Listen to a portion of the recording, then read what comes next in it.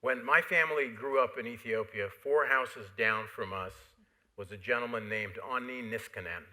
Onni was a Finnish marathon trainer who trained Abeba Bikila in 1960 and 64 Olympics and Mama Welde in the 1968 Olympics.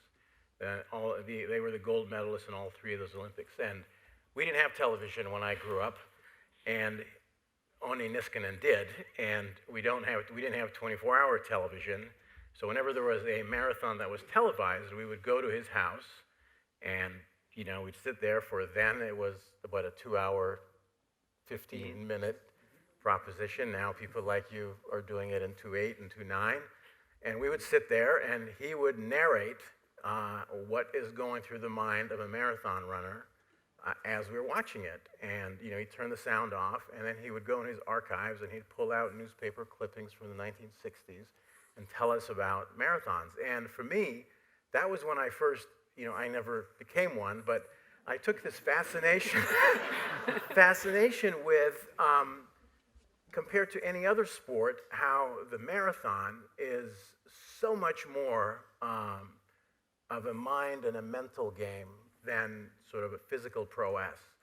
And to me, that was all fascinating. So I love watching it. I love, looking at the results of marathons. And then when the opportunity to chat with Meb and host him here came up, I said, we have to have him. So welcome to the Live Talk stage, Meb. Thanks for having me. It's great to be here. So I briefly made the supposition that I think the marathon is kind of like life. Compared to any other sport, it's not against the specific opponent. It's not against the specific course. It's not against, the circumstances change. What do you think about that? The marathon like life? Well, marathon is not a sprint. and marathon is what life is, the ups and the downs and the disappointments, the challenges you face in the marathon. You have to persevere. And in life, you have to persevere. Sometimes you might not get the grades that you deserve, you think you got, but you still got to go advance to the next thing.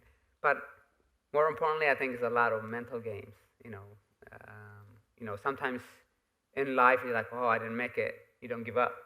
You have to say, you know what, and I'm going to come back stronger. And in the marathon, I was talking to a few people earlier that says, sometimes you want to do a marathon. I don't know if I could do 26.2 miles, but then because you can't run around the block, and then you come to a 5K, 10K, half marathon, and then you're like, well, I'll do a marathon. And once you do a marathon, you're like, I think I could do better.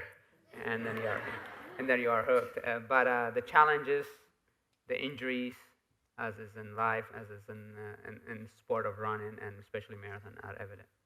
So what I'd like to do is I'd like to talk about Meb the person, and then Meb the athlete, and then what often happens to great athletes, they evolve into what I'm going to call Meb the citizen, and reflecting on what you're doing sort of in post-retirement. So tell us about your growing up. How many siblings do you have, and how old were you when you first came to the U.S.? So I was born in Eritrea, in the Horn of Africa. A small village by a large family. 6 of us were born in Eritrea. No electricity, no running water. Just, you got to go 2 to 3 miles to get water from the well, and you got to go 2 to 3 miles to climb a tree and get the bark off, because when everybody's looking for those things, they get higher and higher. So you have to use a belt, try to climb up, and so you can have to cook or to boil your water. So it was challenging, but the fun part of it was if a sweater is old and then can't be used anymore, so you cut this part of it and then tie it on this end and then stuff it with like plastic, and then you put it halfway and then put a second layer. So because you're playing on the dirt, that what makeshift soccer that is going to become, and the plastic so it can bounce, and then that's a soccer ball. So not everybody got a chance to go to school. You're a herder, you'll be able to take care of cows, sheep, and things like that. So it was very rural, very use donkey as a transportation or wagon as a transportation. There's first time I saw a car, I was going probably from Mendefera, where you say you might have been born, and to Asmara, I saw a car narrow road, and it's like single file line where I have to go to the side or whatnot, and I'm like, what is that thing? It's gonna come toward me. It's going to kill me. I just ran to the bushes. So, I mean, that's what it is. And then, but because of the war, my parents wanted just a change. So my dad was wanted by the Ethiopian soldiers and military. My mom talked to him to, take a courage to take to Sudan potentially, because if he stays in Eritrea, he's going to get killed in prison. So you're not going to be any good if you're in prison or killed. So why don't you take a risk? And 225 miles later, he made it to Sudan and lived there for a year and a half. And then eventually, I have a half sister that was in Italy. Yeah, her mom sponsored him to come to Italy. So I was 10 years old, from 5 to 10 years old, that we didn't see our father. There was, maybe pictures here later, but we didn't have no communication. And, he works hard, whether it was custodian, cleaning offices, or shoveling snow. All the things that he does, do the best he can. And, he got acquainted with his boss really well. And he's like, "Why you work so hard?" He's like, "Well, I got 6 kids and a wife to save, so can you please lend me some money?" In 1986, when he asked that, he asked for 10 million lira. And Dr. Brinish, his boss, says, "Is that to save one person or to save everybody?" And my dad replied, "With the money that I've been saving, that would save everybody." And Dr. Bridges says, "Well, come back in a few days." And my dad went back. That conversation happened Friday, and then came back on Wednesday. He gave him a 10 million lira cash, and he said, "Make sure you use it for save your family." And he says, "But this is not a loan; it's a gift." And that's how we got saved. And and then so 5 years later, we met in Athens. My dad came from Italy to Athens to meet us there, and I was the first one, I guess before I realized I was a runner. I ran into him. I said, "Baba," and he goes, "Marawi." I don't know if Marawi is here, but Marawi is my brother, who was 4 years younger. So imagine not seeing your kids. So when you go to Italians, you ask them, "How's your son?" or "What size does he wear?" or "How old's your daughter?"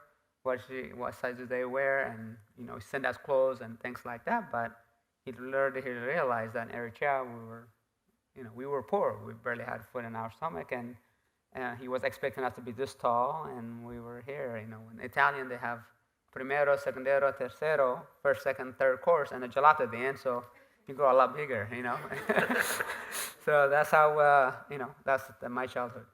And you came to the U.S. in what year? So we came to the United States. We tried to go to Sweden. We tried to go to Canada. It didn't work out. On October 21st, 1987, almost 32 years ago, I was 12 years old when we came here, and we were excited. This is a land of opportunity. My parents says, we didn't have those chances that you guys have, those opportunities. Your cousins don't have it, so make sure you utilize it. Don't waste it. We make us proud. Go out there and work hard. We thought we can learn all together because we didn't know the language. We just had the to clothes on our back and a little bit of money, nothing else. And so we thought we were gonna learn together the ABCs and But in the United States, if you are 18 or older, in adult school, and if you are 15 and you're a freshman, and if you are 12-year-old, you're supposed to be in 7th grade. But luckily for me, they said let's put them in a middle school, 6th grader, so you can use that 1 year for transition. And then after that, it was in 7th grade. So my oldest brother, in fact, when he was placed in 9th grade, he got the most outstanding student. He worked so hard, trophy smaller than this cup, and he got the most outstanding student. And my parents put it on the top of the TV before flat screen TV, or at the time they had space. And he said, "See, in America, if you work hard, you're gonna achieve great things." And he woke us about 4:30 in the morning every day before we went to school to learn through English through the dictionary. So hard work does pay off, and then that's how it all started. And then obviously my 7th grade PE class changed everything for me. Coach Dick Lord, my PE teacher, said, "If you run hard to the class, you're gonna get A or B, but if you mess around or goof around, you're gonna get D or F." Well, I don't want to disappoint my parents, and I want to get an A and a T-shirt that says Roosevelt Junior High Club T-shirt. And as a boy, you have to run 6:15 for the mile, and it wasn't around the track 4 times as it is now, but it was around the baseball field, but the middle of the campus, the softball field finished in the middle of the campus. And to his surprise and myself, I ended up running a 5:20 mile, and he goes, "You're gonna go to the Olympics?" I'm like, "Hey, a T-shirt?" because because I didn't growing up without electricity and not seeing TV until I was 10 years old. You know, I didn't know what the Olympics meant. This was 1988 on the Olympic year, so that's how my God-given talent was discovered, and the rest is history. Wow, that's fascinating. And so that particular coach was your first mentor. Absolutely, yeah, and I'm still in touch with him. He was when I got inducted to the San Diego Hall of Fame at end of January. He was there to witness it. Wow, that must have felt wonderful for both of you. Yeah, absolutely. It was amazing experience because we text each other, and he was there, my college coach was there, and people who helped out assimilate to the United States, who were the parents of my teammates, they were there. My mentors, the Van Camps, were there. Who I didn't have computers, so they used to come pick me up, go to their house, write my computer, my essays, and they would edit it. And all those people that helped me over the 30 years, so I kind of witnessed from the little boy from 6-year-old or seventh grader to sixth grade, seventh grade to all the way to the man I am now.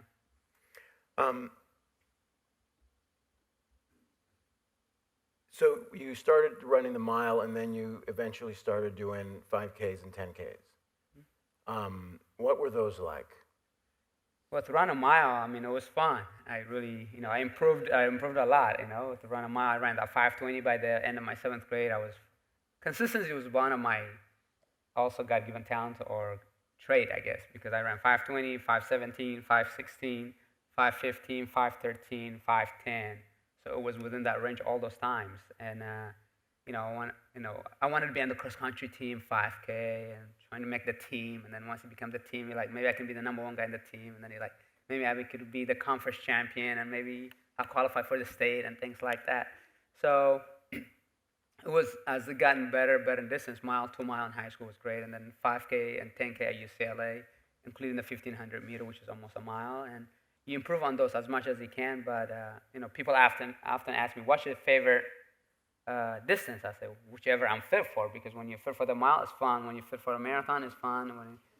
But when you're not fit for the marathon, or you're struggling, it's extra long. So, it's, but the 5K and 10K were a lot of fun. And at one point, some of you may not know, but I was an American record holder in the 10K for 9 years.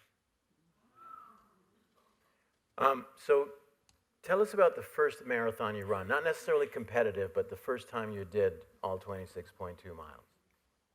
Yeah, so when I was in high school, this person, Mike Anderson, who was when I got inducted to the San Diego Hall of Fame, was there, and he goes, "You're gonna be a beautiful marathoner one day." I'm like, "How far is that?" It's like 26.2 miles. I'm like, "No, I'm okay. I'm a miler, 2-miler. I'm good with that." And the first time that I ever did a marathon was, so I broke the American record in the 10K in 2001. 2000 Olympics, I was in the 10K team. And then 2002 was an odd year, and there's no world championship or Olympic year. So I'm like, you know what? Let me try this marathon thing. And I decided to do New York City Marathon in 2002. You do a tempo run, race pace for 15 miles. You're like, how am I going to make another 11 miles? I didn't think I'm suited for this. But you have doubts in yourself. But come race day, I went for. I had a competitive instinct, and I went for the win. I'm mile 16 and 17. I'm like, this is not that bad. This is great. And it was 38 degrees, and the water was standing, been out for hours, and I threw my gloves away, my beanie away, and stopped putting, I'm getting a little bit warm, putting water on my head, but the water's been there for hours, so it's frozen almost. Kind of shut my engine off. Instead of doing nice cadence like this, it starts stomping the ground, and I got it down to 4 people, me and 3 other Kenyans. I'm like, worst scenario, I got 4th place. Best scenario, I think I could still win it, and then the body just started deteriorating, and it's like 5th place, 6th place, 7th place. I ended up getting 9th place, which is not bad at the biggest marathon in the world. But for the A standard for the Olympics, you have to run about sub 2:12. And I ended up running 2:12:35. And I said, before I finished across the finish line, I said, this is my first marathon and my last one. I never wanted this again. And it was, painful, disappointed that you didn't get that 35-second. You mean you got to do another one, try to qualify for the Olympics? No way. There's no way I'm going to do another. I'm going to do the 10K. And my mom was there. First time I took my parents there, and my mom goes, 5K, 10K, okay. No more marathon for you. because she saw me in pain, and then my dad was trying to massage me because I was frozen, literally. So that's how my first marathon started. And then 2 weeks later, I went to Eritrea for the first time after 13 years. And I saw where my childhood was, what my relatives were doing, going to the well to get water 2 to 3 miles, go find barks and leaves or whatever you can 2 to 3 miles to get so you can have fire. So I'm like, you know what? That 40-minute or 50-minute pain that I went the marathon, it's not bad compared to this everyday chore. So I came back motivated. Hey, I want to do a marathon now. In fact, I wanted to do Boston, but Boston and New York are very similar courses.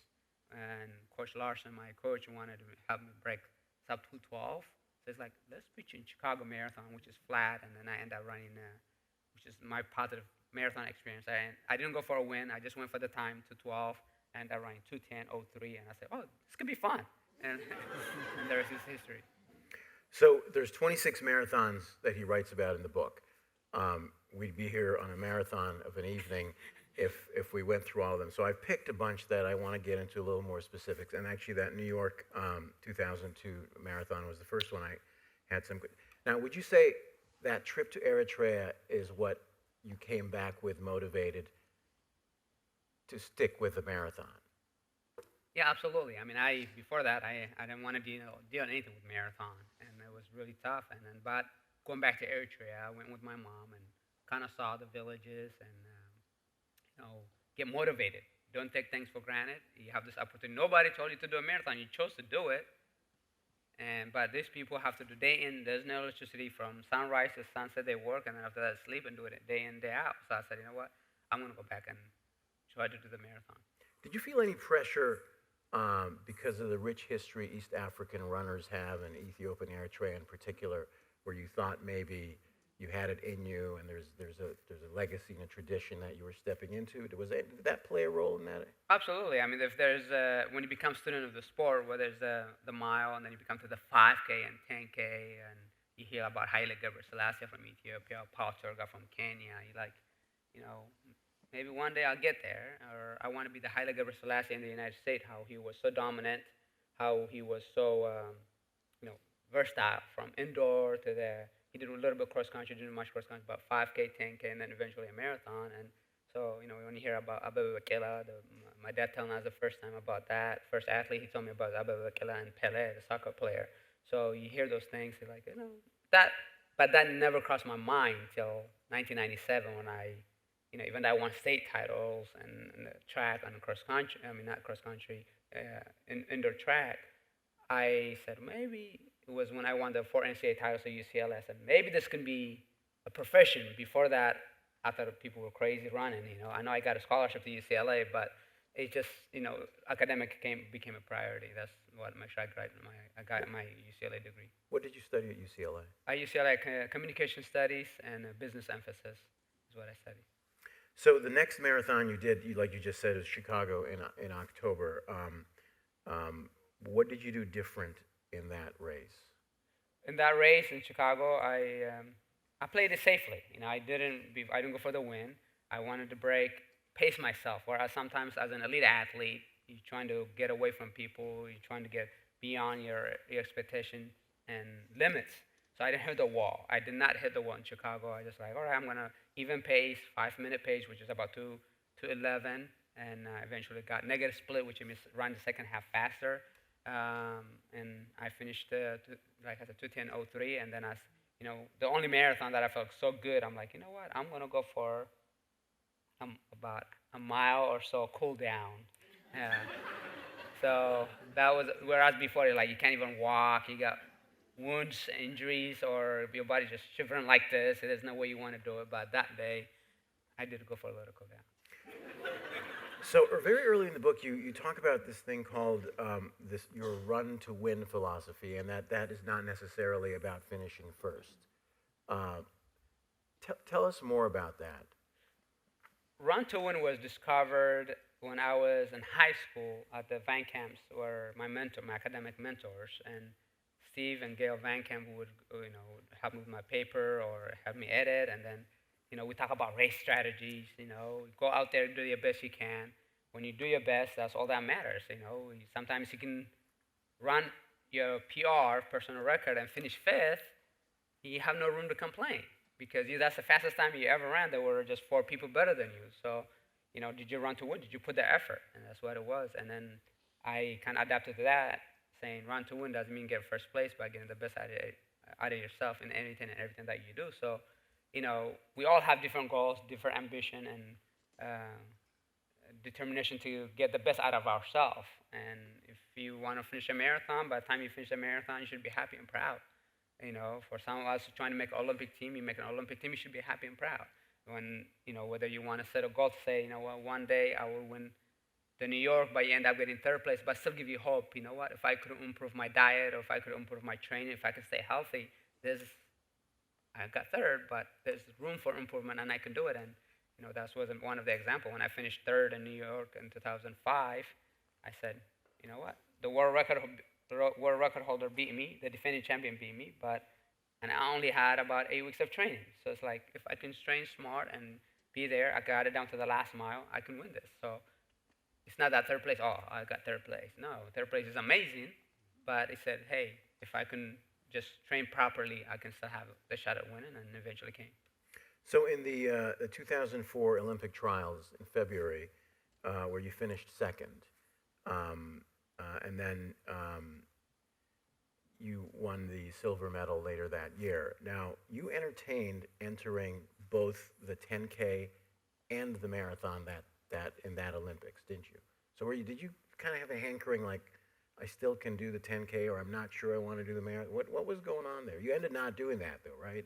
Ended up not doing the 10K, but it was one of the toughest decisions. In Sydney, Australia, when I made the 10K team, there was a prelim. So Thursday opening ceremony, Friday 10K prelim, Monday final. And before I left the stadium, I'm like, in Sydney, Australia, that is prior to 9/11, it was one of the most wonderful experiences I ever had. I said, you know what? I am so happy to wear red, white, and blue. But next time I make an Olympic team, I want to win a medal for our country. When I made that goal, it was more in the 10K because I haven't done a marathon yet. And, you do that 10K, it's 2 weeks vacation because be done by Monday, you got 2 weeks of good time. And when I'm in 2004, when I have to make, I was second at the marathon, like you said, at the trials. But in the 10K, I was American record holder, American championship record holder, the Olympic trials champion. So my chances of medaling was more in the 10K than it was the marathon, because in the marathon, I was the 38th fastest guy in the field, and it doesn't look good for any of the color of the medals. But you believe in yourself, you believe in the system of training, and you believe hard work will pay off. And when we made the decision, one night I would sleep pretending that I'm going to do 10K, and if I woke up in the middle of the night not feeling good about it, that means I didn't make the right decision. Or do the marathon. So, but Coach Larson at the end of the day says, it's your choice. Whatever you do, I'll support you. So I end up doing, do you want to do 6-mile run, be an Olympian? Do you want to do 26.2 mile marathon, be an Olympian? Also, do you want to have 2 weeks vacation? Or do you want to be the last event to go to the Olympics where everybody's trading uniform and you got to go to the starting line of the marathon? It's a tough decision, but I believed in myself and my team, but it's going to be hot, hilly, and humid. And as we know, in the Olympics, the 100-meter, the mile, and the marathon are some of the most prestigious events. I say, you know what, I'll take that, and I'll challenge myself. And no American has won a medal in the marathon since '76, Frank Schroeder. I said, you know what, I'll take that challenge, and I came home with a silver medal. So describe what it was like standing on the medal during the medal ceremony. You're accepting a silver medal for your new adopted country. What's going on? Describe that feeling. The feeling was amazing because, like I said earlier, Athens was where the Olympics were, is where I met my dad for the first time after 5 years of separation. So that was in your head, and then you never, I thought Paul Turgot, the world record holder, was going to win the race, but I knew I was going to be a medalist. Going to the race, I just wanted to get a medal for our country. Gold would be great, but silver or bronze, I'd be happy, or beyond happy. But as we were getting closer, 5K into the race, Stefano Boldini made a move. Tactically, I know, I saw Paul Turgot. Part of being an elite athlete is to analyze your competitors, see how the mechanics are, see what their form looks like. And I saw Paul Turgot struggling, and I just made a break, got away from him, and then I said, 4 people, I got to be one person, and then I'm going to be a medalist. My dream is going to come true. And as you're going into it, you're like, okay, this is amazing. 7th grade PE class, didn't know what the word Olympics mean. I made the Olympic team for the 2nd time. I'm going to become a medalist. I mean, it was a thrill of a lifetime. I mean, it was just incredible. So I was not emotional at the end, and I threw, I did go for the gold probably the last mile. I threw my hat away. I'm saying I'm going to go get Stefano Boldini. But he was having a phenomenal day. I was having a fabulous day. He just, it was incredible. And then coming to that, being a student of the sport, didn't know what marathon was, didn't know what Olympics was. To be in Athens, finished in the 1896 Olympic Stadium, it was amazing, and very rewarding. And then my medal still has that, inscription in Greece on the back, and also by the stadium in it. So it was it was a dream come true, and to be in the podium and see the flag risen, it was incredible. I didn't get the gold to play the national anthem, but to be able to just see the flag, it was wow. Wow, that's a big deal, I think. Then that same year, you finished second in the New York Marathon. Well, I want to say something about it. Of these 26 marathons, 11 of them were in New York. What's up with New York? I know I'm in LA, but I love New York. Yeah, you went to school here, and I looked at no LA marathon in there. What's up with that? Yeah, I just, New York, I did a lot of events with them, the 8K, 10K, half marathon, and it was my first marathon there, and I just love New York to visit. And basically, 70 days later, I was signed up for New York City Marathon. I was already signed up for New York City Marathon, but most of you guys know that it takes a lot to recover, and just won the silver medal. And I said, you know what? Most people was thinking online, oh, it was a fluke and this and this. And I'm like, I'm going to show it to you. 70 days, I passed on going to the White House. I passed on my 10-year high school anniversary. And I said, you know what, because I got a task, I'm going to go out there and show them. And, I ran a PR. So I guess I was second at the trial, second at the Olympics, second in New York. It was a great year. And then the other marathon you've done several of is Boston. Compare those two, please. Prestige-wise, Boston is the most prestigious, because when I was at UCLA, I'd be in a flight on talking to someone, what do you go to UCLA? Or, you run track and field? Yeah.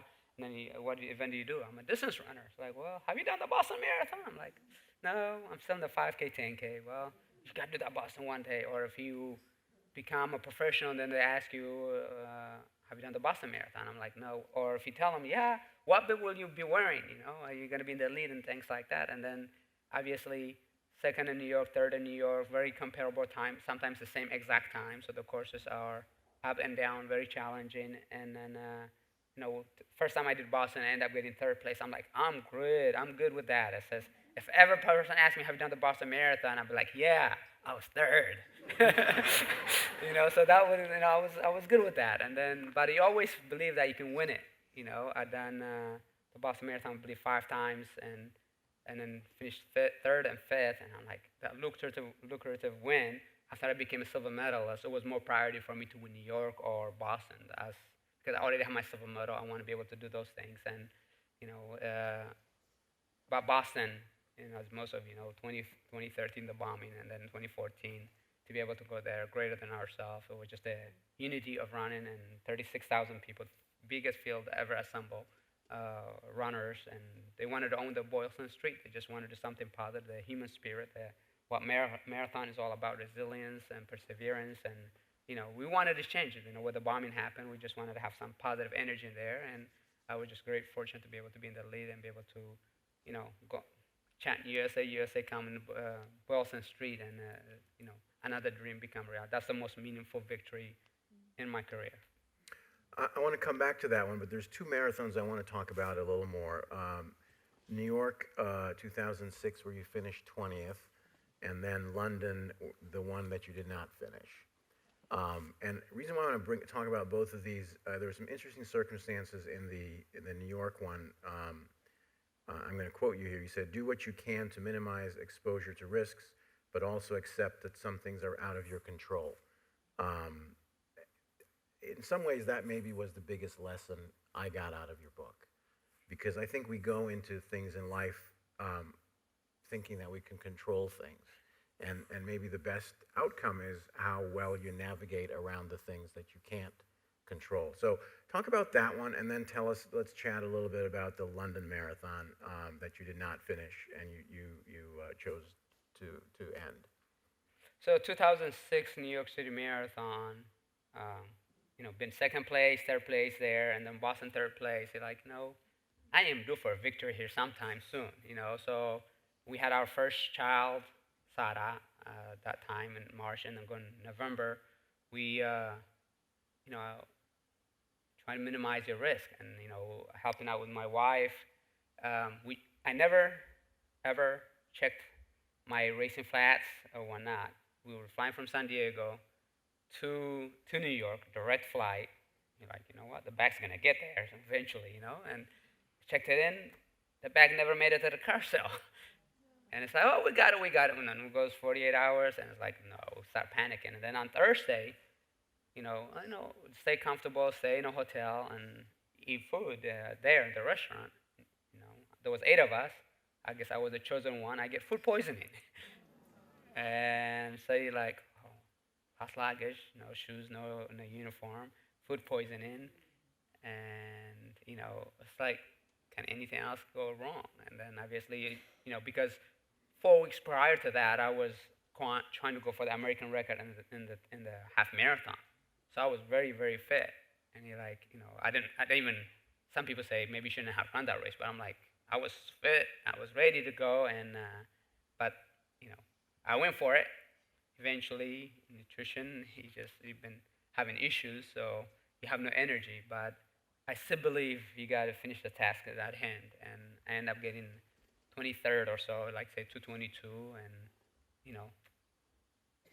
it's not bad, but it's just for a lead that's not in the top 10 where your goal is, or a podium and things like that. So I'm like very disappointed, and said, oh, and I asked I think my brother or Howie or somebody else, what was the winning time anyways? He goes, I think it's a 2:09:58 or 2:09. So I'm like, oh man, I ran 2:09:53 after the Athens race. I ran 2:09:56 after only 8 weeks of training. My chances of winning was that. I didn't think it's gonna happen again. So you kind of lose hope a little bit, but you got to still believe in yourself. Disappointment had happened, and we can't control everything. But try to risk the minimum.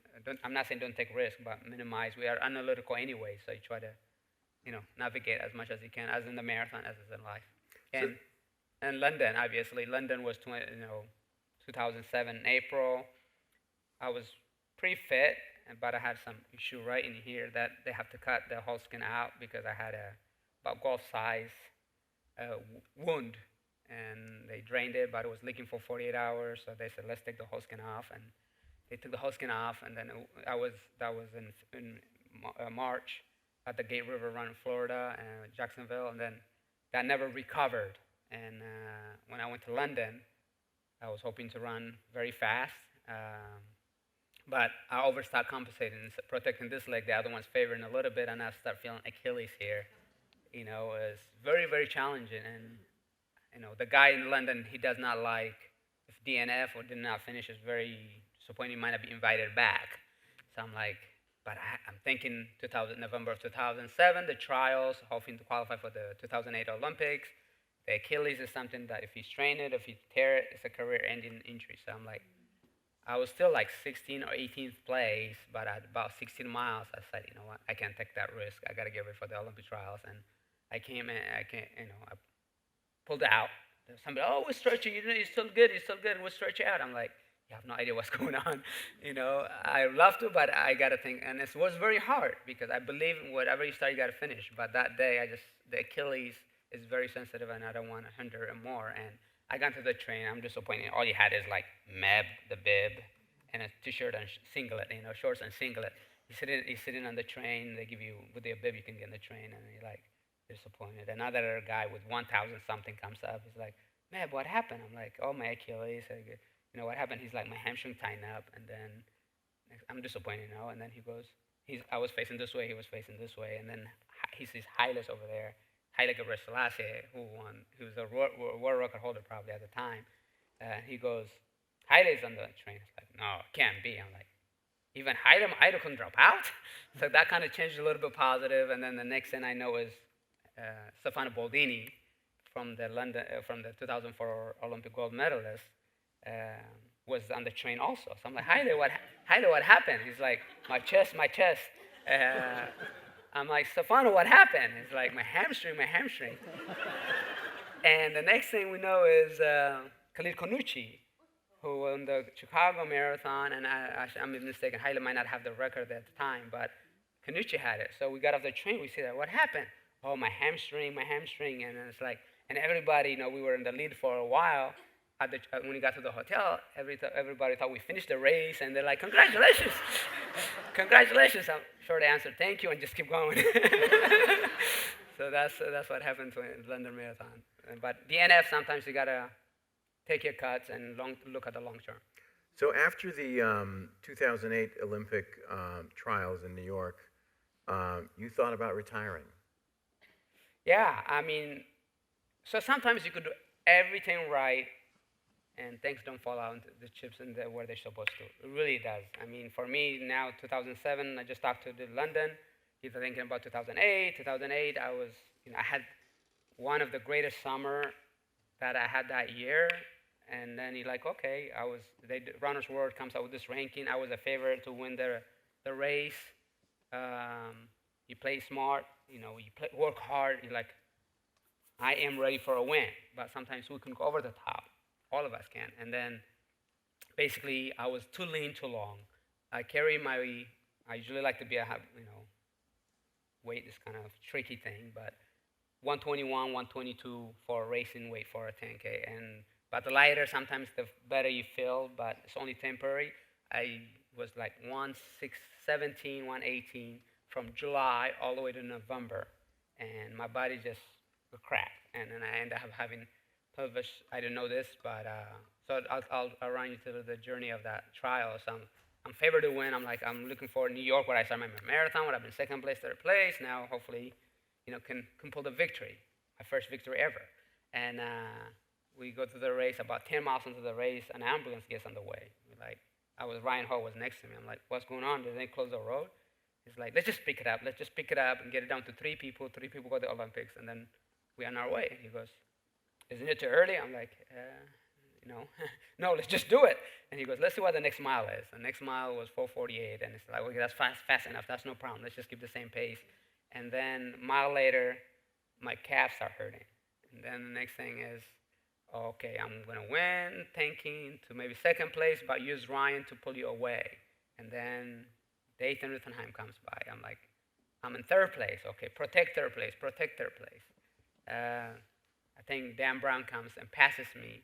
He gets, so maybe I can be an alternate. Somebody like I did in the 10K, if they make the 10K, they might do that, and then I might go as an alternate. And then fifth place, maybe 2 people did the 10K, and start talking to yourself. And then eventually, Khalid Konucci comes by and passes me.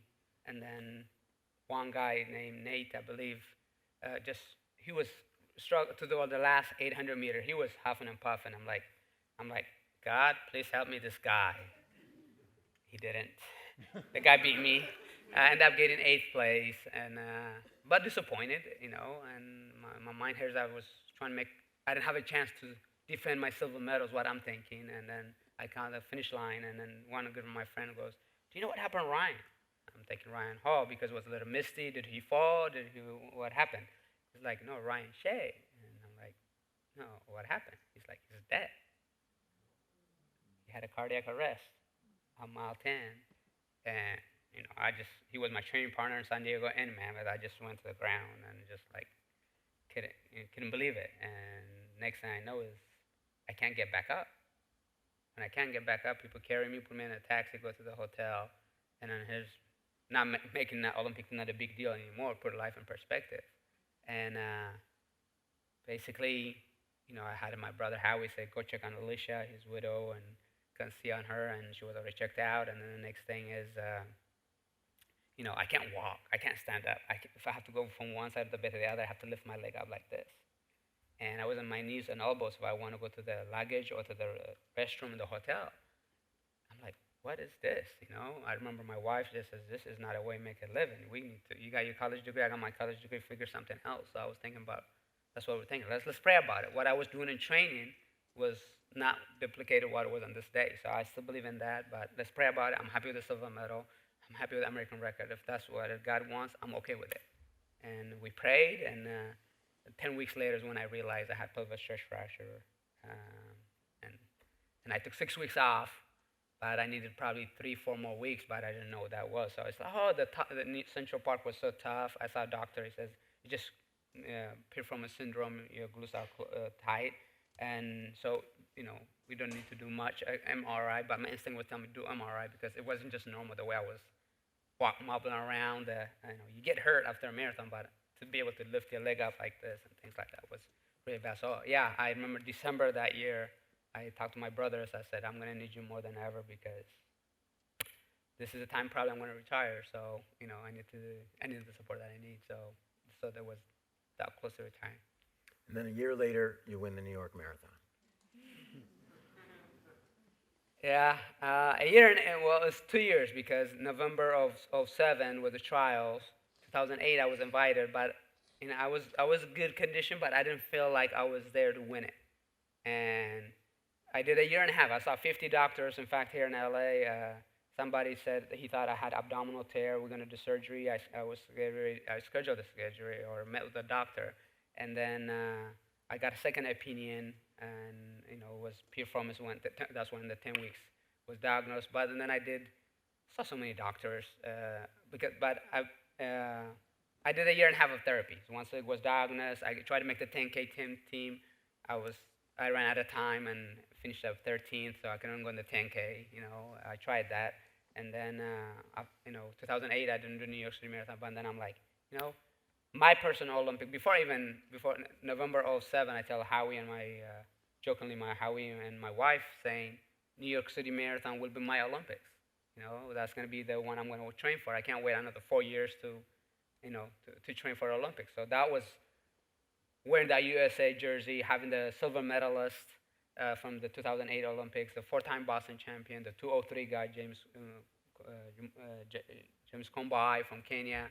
It was a stacked field, but I ran really fast in the half marathon 4 weeks out, so I knew I was in shape. But now I got to go out there and execute and to wear that USA jersey, come to Central Park with just crowds to New York, where like I said, I love New York, competing there, where it gave me the opportunity, where I got my PhD on my first marathon, where I never want to do it again, but now I'm winning the New York City Marathon. It was just sometimes people say, do you want the finish line to be over?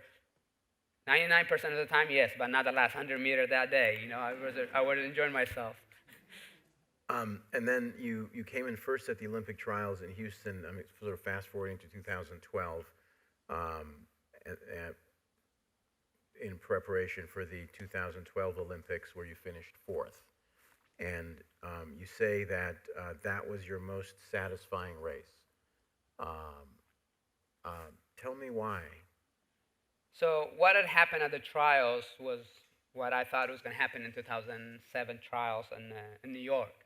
Ready to win, but didn't happen. So for me, it was very gratifying because, one, my sponsor, who previously was Nike, didn't renew my contract, so I was the only athlete in Skechers at the Houston Marathon. Talk about pressure. That was the defining moment, but they believed in me, and I believed in them. We worked together with the shoes and ran a personal best, with Skechers shoes on. And then going to the Olympics, it was Ryan Hall, Abdi Abdurrahman, and myself. I said, we're sending the best team. We're going to the London Olympics, Carlos Lopes, who won in LA in 1984. It was 37 years old. I was going to be 37. I'm using him as a motivation. It was almost the same day that when he was here, August 21st or so. I'm like, I think if he can do it, I can do it. And I went in the front.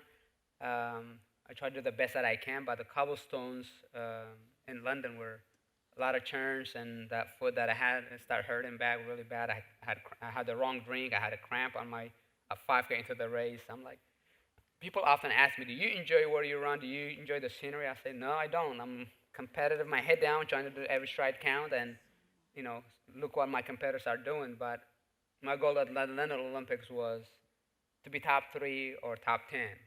And at halfway point, I was in 21st place. And I would start enjoying the scenery. I'm like, this cathedral is pretty cool. I think I should stop right here.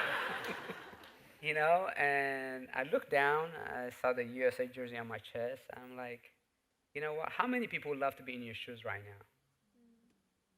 At the Olympics, no matter how many people have come to watch you run, there was about 49, including my wife and kids, and my parents, as my last Olympics kind of bye-bye kind of thing. So there were 49 people that were there, and you got to get to the finish line. And wearing that USA jersey, stopping is not your best. So get to that finish line, no matter how many people pass you. I wasn't even thinking passing people. It's just how many, whether it's 50th or 60th, no matter how many people can pass you, you got to get to the finish line. But positive thinking, being in the moment, is very gratifying because positive energy is humongous. It's something that tells you to drive you. And then I said, God, help me get to the second group because I was in the third group now. I'm like, if we get second group, there's 8 of us. I'm like, well, if I keep one of them, I'd be happy. If I beat 2 of them, even better. And then next time on, it's a race within a race. Maybe I could be the champion of this group, And then start from 21st to 15th to 13th, and with 5K to go, my coach it was a quaternium course, so he pointed up 6 fingers. And he says, and the Japanese guy was next to me. The Japanese guy is 6th place or me? I can see him, but I can't see anybody else. So it's like, does he mean me, or he didn't clarify, I got to do these things in my head. And then next thing I know is about 2 miles left, I see a green jersey. When you see a green jersey, like I hit the wall in New York, when you hit the wall, your mind says go, your body says no, so you start slowing down. And I'm like, well, let me see if I can catch that guy. And 1K to go, there was a spectator there. Come on, USA, come on, maybe you can get the next set. I'm like, okay, I heard you, just kind of going. And, sometimes you think, you don't know who's in the front. And sometimes you deal with drugs. I'm like, if that 4th place guy finishes in 4th and I beat the Japanese guy and get 5th, if one of those guys get caught with drugs, the 4th place guy is going to be a bronze medal, and I'm going to move to 4th. I'm like, I'm going to catch this guy. So with about 500 meters left, there's a picture of us, me in the lead, the 500-meter sign, and then the Santos from Brazil. So I said, when I passed them, I said, good job, the Santos, but my mind is thinking, pass him fast, don't give him a chance to tuck in behind you. So I kind of, and I can look back, he's coming, trying to catch me, and then I see our flag on the left. And I'm like, should I grab the flag? But he's trying to catch me. He's thinking the same thing. I'm like, don't get it. And I got it. And then I'm trying to go, and he's still trying to catch me. I'm like, I wanted to run with both hands like this. The finish line is not as big as New York or Boston. There's cameras or stands on the top. So I'm like, this is probably a little white line over there. And it was on the street. So I just kept pushing, and I see, the line, and then it came home, 4th place. And I felt gratifying because it taught me how to overcome adversity, or it taught me to be in the moment, refocus, re-energize. Sometimes you think like dropping out, throwing the towel, but when you're doing it for a greater cause, and think about how fortunate that I am to represent our country, that was not my best, and came home 4th place, which opened the door for me to be invited to the Boston Marathon. So Boston Marathon, you sat out 2013, and that was the year we were all stunned at what happened, and you watched there in the stands. What was going through your mind, both for your fellow runners? What were you thinking for people in the stands? What were you thinking, to our country? How was? Well, you got to read the book. That 4th place allowed me to be invited to the Boston Marathon.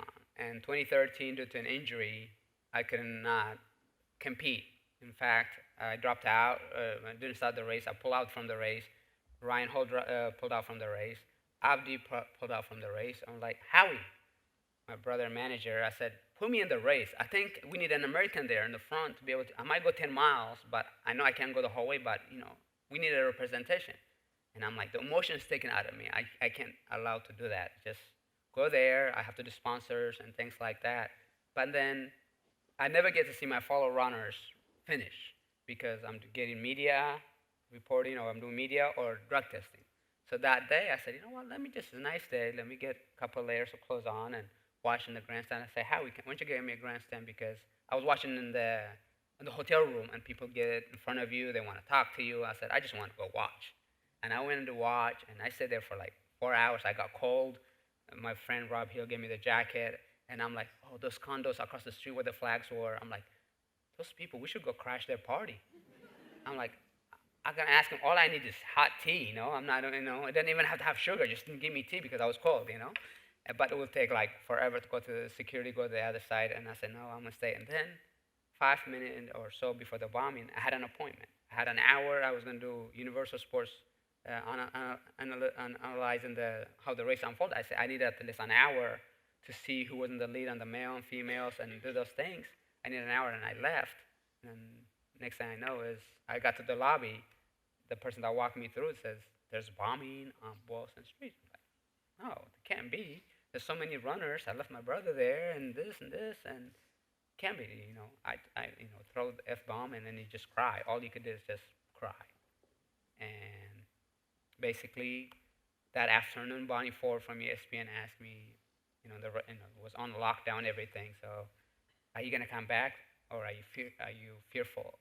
Or said, I have to come back. I have to support the race, but I hope to be healthy enough to win it for the people.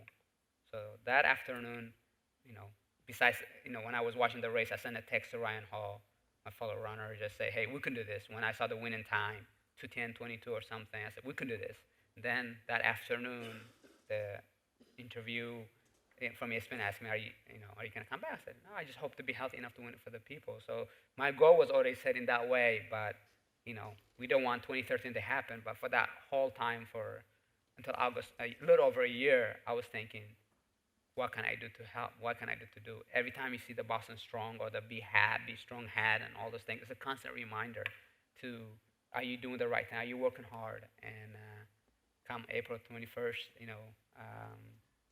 I wasn't the fittest that day for the times that I have run Boston, but having done the races, it was a huge experience. And then my coach, Bob Larson, before I left the stadium, he says, you can run. 2010, I had ruptured my quad during the race. He says, you ran to 09 with injured, so you can run to 07. He boosts my confidence. You can run to 07. You can run to 08 on this course. I'm like, Coach, I'm not going to be in the lead until the last 5K, So if you're going to see me, that's going to be, what are you going to do? But you got to take a risk. So 5K into the race, 5 miles into the race, the Kenyans, the Ethiopians were trying to slow it down. And I said with 3 goals, to win, top 3, or personal best around your PR. I'm going to do that. I'm just need to go. And you get inspired. The people were all out. They, more than ever, the spectators came out, and you see on the right and on the street, Boston Strong, you can do it, and all this thing. I'm like, go for it. And then 8 miles of the race, there's just Boyd and I, for another fellow American. And then halfway, people say, the athlete been in the zone. I don't remember going to the halfway point. I'm pretty sure there's a mark. When I ran this last year, I saw it, but it's like you're in the zone. You don't even know what's around you. And about, 15 miles into the run, just for Boyd kind of bumped into me on the mental note. He's getting tired. He's getting fatigued.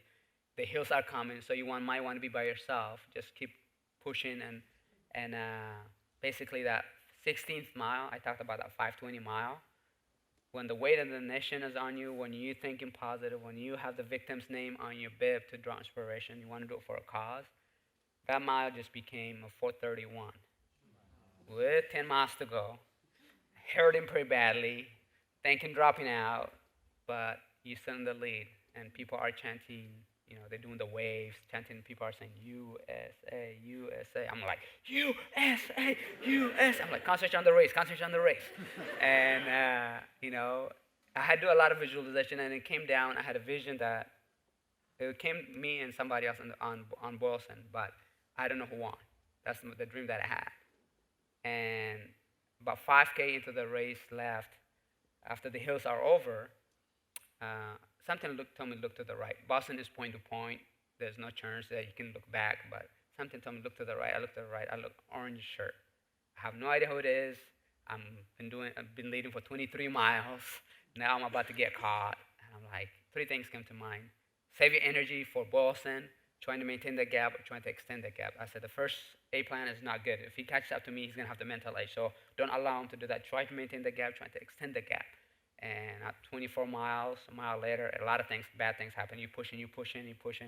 Feel like throwing up, but you can't go to the side and throw up, so just kind of put your head up and go. And, the gap was getting narrower and narrower and narrower, but then you think, you know what, you pray.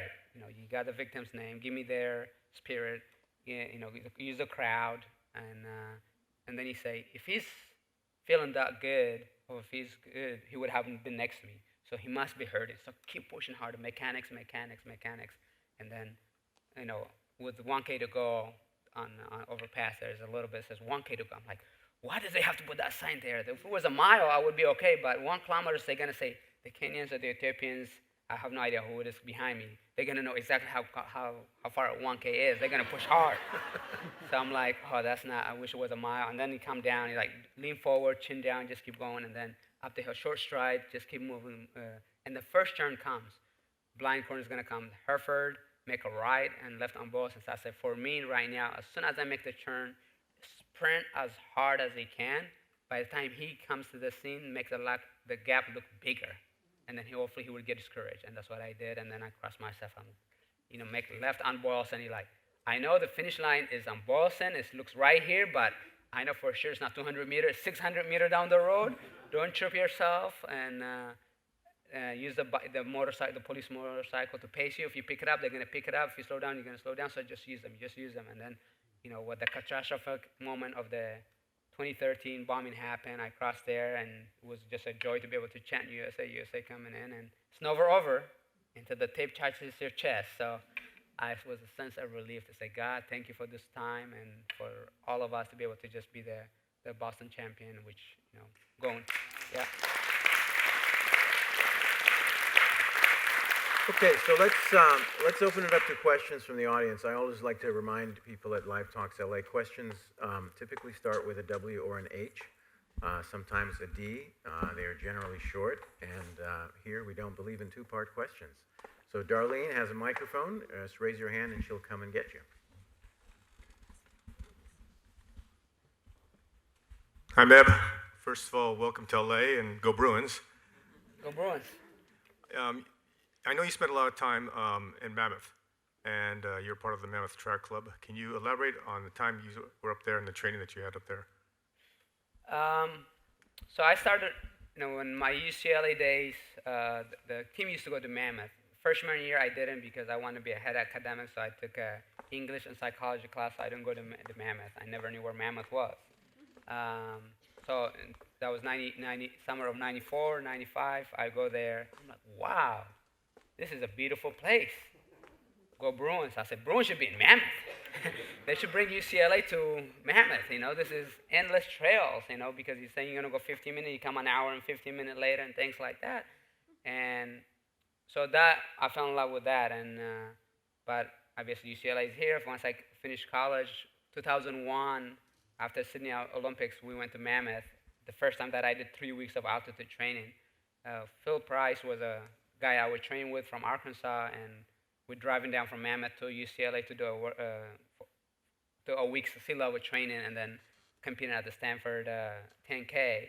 And I said, this altitude thing really hurts, but we have no idea if we're in shape or we're not in shape. And but I remember joking around, said, if we get that American record, I'm going to buy me a place in Mammoth. And, I ran 27:53 at the Sydney Olympics with the prelim being under the weather. When I did the altitude training, I broke the American record in 27:13.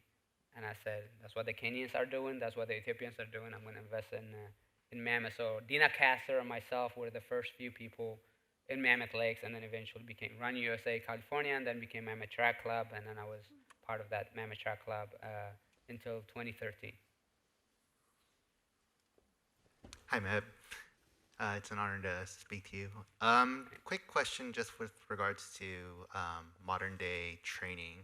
I did some research before I got here, and I saw that in the span of your career, about 16 years, the world record was shaved down about 4 minutes from about 2:05 to Kipchoge's 2:01. Before that, it took about 30 years to shave those 4 minutes. So I was just wondering what your perspective was in terms of where we are today with regards to performance. That drastic improvement over the span of your career, do you think some of that has to do with the technology, nutrition, training philosophies? Would love to hear your input on that. That's a great analogy. 4 minutes and in 30 years and 4 minutes in very short time period. But yeah, I think when we were at UCLA, I know I didn't have a GPS watch, but maybe one person had it. So when you're estimating, I'm going to go 8-mile run. But now with watches, you can know exactly 8 miles or 10 miles. So you might think 10 miles before it might be 11 or 12. You can overtrain, but also can help you be more accurate. And also, training has improved. Training has improved, and scientifically, nutrition has improved. But I think most importantly is before it used to be a miler, 5K, 10K, and I can't do those speeds anymore. And because the kind of not theory, but the myth was if you go to the marathon, you can't come back to the 10K or 5K. That's been deleted already because you lose your speed. If you do a marathon, you're going to lose your speed, but sometimes it can help you. The other big factor, I think, is people going to the marathon early now. You know, it's a lot of prestige. There's a lot of money in the marathon. So if you don't break 13 minutes or if you don't break 27 minutes, you're not going to get any livelihood from the track. So people transition earlier. You hear, Gebre Selassie from Eritrea, he was 20 when he won the world championship. People don't do first marathon until they're 27 or 28 because they want to maximize their speed. So in that regard, I think has been more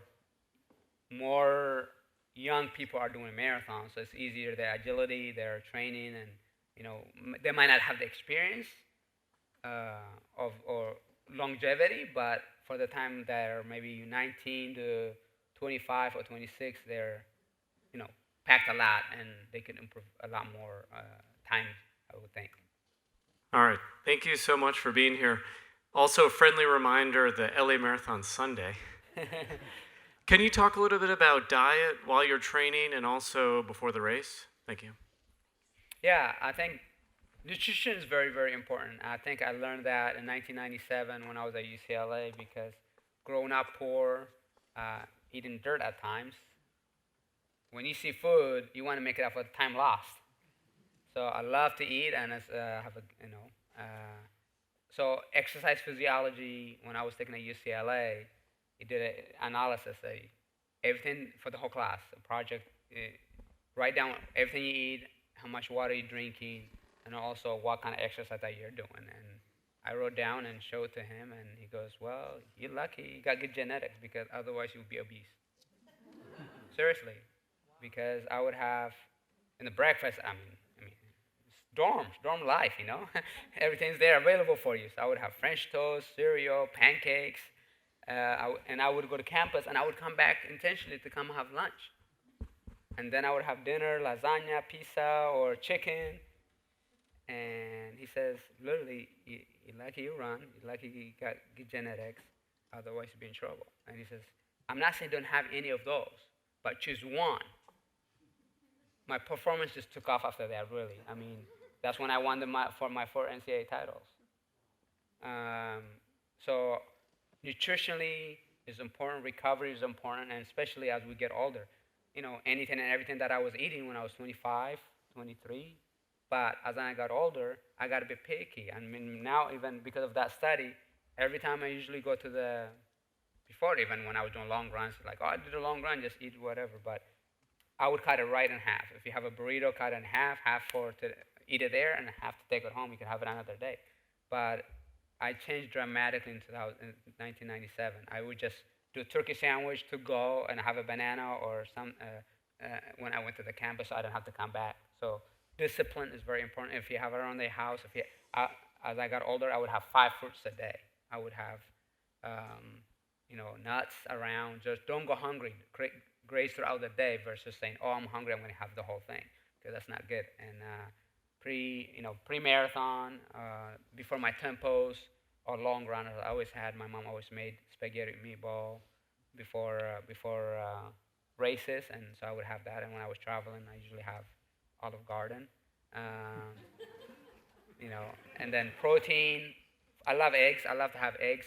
It could be usually when I would have a toast and tea before I go for a run, and then when I come back, I will have egg scramble or omelet or 1 o'clock or 2 o'clock, whatever it is, after ice bath and stuff. But there's also a product called UCAN that I've been very advocate about it. It's something that you can use right after your long run tempo or intervals. So you talked about experience, various ages when people are now being younger doing the marathon. Tell me about the race. Where is the race, right? You got 26 miles, right? 0.2. Don't ever leave that out. Is it athleticism the first half and then it's really mental the second half, or vice versa? Where's the race within the whole marathon for you, mentally and physically? An excellent question. I think 10% mental, 90% physical, and preparation. The key to life is training consistently. But once the gun goes off, it switches. It's 90% mental, 10% physical, because you've done the training, you've done the work, you're there, healthy. Now, when does the race start? If you've done the proper training, I always tell you should be very comfortable with your pace up to 18 miles. After that, you're going to say, okay, it's starting to hurt. You want it, but you still got 8 miles to go. You have to be wise enough to say, I'm going to use this energy to be able to get me to mile 22, and then 24, and then or 23, and you say, you know what, I only got 5K, so you have to break it down. But mental is very important. You have to say, it's going to hurt at one point. You'd rather hurt at mile 21, mile 22 versus if you're down mile 15 and I'm hurting. You went out too fast. You got to be patient. You didn't pace yourself. There's nothing you can't go back. But the biggest thing, life is about patience. Marathon is a test of patience. Are you going to apply it? Are you going to be able to just say, you know what, I got to make it through increments? For elites, is 20. You got to make it to 20 miles. I always say, I pray for New York. If I get into 20, because New York, First Avenue, mile 16 to 18, crazy moves have been made. They want to drop people. They want to separate people. And you have to measure it right to be able to, because with 10 miles to go, at one point we went 4:22, and then it's the fastest I had done after coming from injury. Like, what are we going to do? There's nothing you could go back and change. So you got to say, I got to make it to 20. If you can make it to 20, you got equal chance to go for a win or podium. So once you break it down to people, 5 people, and then you said, okay, I got to make it 2 more miles, and then start analyze and say, okay, how is my body going to take the next 2-3 miles? Analysis of how you feeling, how you breathing, and then if you do the core, if you do the nutrition and the training, it'll get you the last 2-3 miles mentally. As she's working her way to the last question, I wanted to ask you, so there are times when it appears, and I think you sort of alluded to it, different runners, it's like they're jointly strategizing to pick up the pace a little bit. Is that deliberate, or do you go into it saying, if it's fast, let's do this, if it's a big crowd at 15 or 18, how is that communication happening? I mean, is it legal? Or so back in the days, Boston never had pace setting. Chicago, New York, there's a pace setters, and then as the world record got down, and they can't get the world record, so they said, let's make it all tactical race, like the Olympics, like Boston, and then New York eventually, and then Chicago eventually. But there's some, if you train a partner, if you are entering the race, we don't know that they're going to be pacing each other, but they can use each other as a pacer because they want to hit a certain time or they want to drop few people beforehand. And that's what happened in Boston 2006 for me, because John Yuda from Tanzania was a pacer for the Kenyans, but I didn't know that. So I'm like, you're trying to win, 3 people go, you got to go with them. One of them will make it, and maybe one will falter, and then you can catch it. So you're playing safely for second or third place. But I didn't know that he was pacing, and then I went out really hard. Boston, if you haven't done Boston, if you go to Boston, it's a little net downhill for the first 10 miles, and you just feel this narrow road. You're gonna go. And I went halfway. I looked at my watch. I was 1:02:44. I said it's gonna be a great PR day, or it's gonna be a long day. It was a long day, but those are the things that sometimes. Yeah, there's legitimate that people try to break world record, pace rabbits or pacemakers, but then other times I've done very well with this more of a championship style. And our last question. Do you still watch all of the marathons every year? And if you do, are you calm, or are you yelling and on your feet? On the women's side, I'm yelling. I'm on my feet.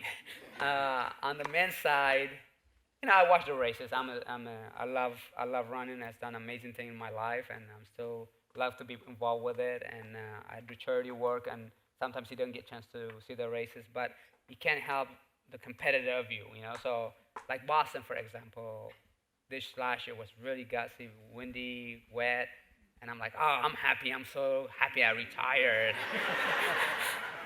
Everybody's doing the warm-up, trying to stay dry. I'm like, I don't have to do that anymore, And then, try to avoid the puddles and whatnot. I had the hand warmers, and then it got shut down. And then, people when people see me, like I was in New York last week, they think I was there for the half marathon, but I was just doing speaking engagement. So people, whenever I'm in races, they think I'm still competing. Good luck, man, we're gonna win. I'm like, no, I'm not. I haven't done the training. And then after I go back to Boston, I saw the winning time like close to 2:16. I'm like, oh, I could have done it, So you have that mental age, and but Yuki from Japan, great guy, and we've been doing each other for a while. I was happy for him, and he got his day. And Desi won in the women's race. So, no, I'm a fan of the sport, a fan of the marathon, and I love whenever I see people run, whether training, whenever I'm driving or I'm in my neighborhood and things like that. When I see people, I'm always encouraged how positive it is and wonderful. Because we all have different abilities, different talents, but we try to maximize and get the best out of ourselves. And I don't get envious, but just proud that run. Whenever I see people exercise, I feel it's a wonderful thing. Well, that's terrific. Meb Keflezighi, the book, 26 Marathons.